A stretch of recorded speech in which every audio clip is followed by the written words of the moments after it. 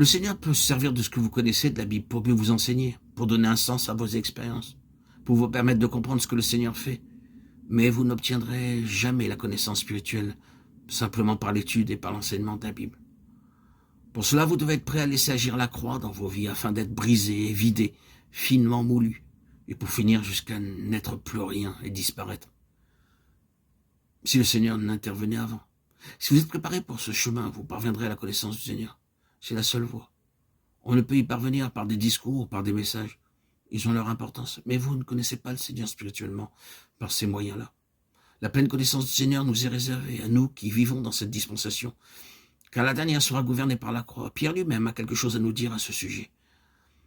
Les prophètes qui ont prophétisé touchant la grâce qui vous était réservée ont fait de ce salut l'objet de leur investigation, voulant sonder l'époque et les circonstances marquées par l'Esprit de Christ qui était en eux, et qui attestait d'avance les souffrances et la gloire dont elles seraient suivies.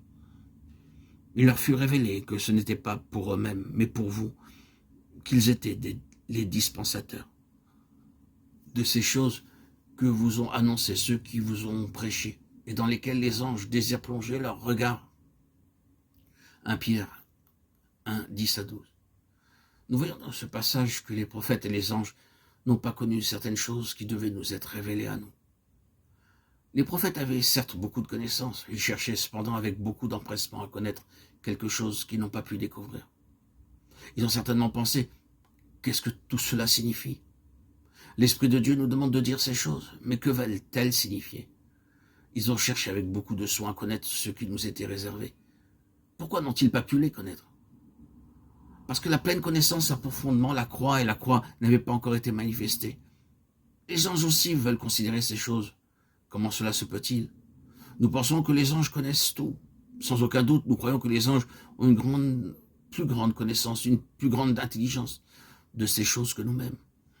Mais la parole dit qu'ils ne les connaissent pas. Ces choses que les anges désirent voir. Pourquoi ne les connaissent-ils pas? Les anges n'ont pas besoin de la croix. La croix n'a pas de signification pour eux personnellement. C'est sur la base de la croix que nous entrons dans cette pleine connaissance. Avons-nous besoin d'un autre argument? Ainsi donc le Seigneur, pour nous conduire à sa pleine connaissance et par le moyen de cette connaissance grandissante, à être utile pour lui, doit sans cesse agir par le principe de la croix.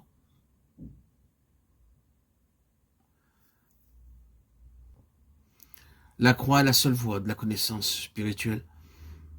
La croix agit pour traiter nos impulsions, notre nature indépendante, notre volonté propre, notre force naturelle.